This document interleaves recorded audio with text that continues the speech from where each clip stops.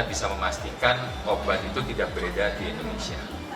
Tapi tentunya kita juga melakukan langkah-langkah ke depan, seperti misalnya kita juga menghimbau kepada industri farmasi untuk tetap memperketat cara produksi, kemudian juga memilih bahan baku yang terstandar, kemudian juga mengetatkan proses produksinya, kemudian setelah produksi proses pengemasannya, distribusinya.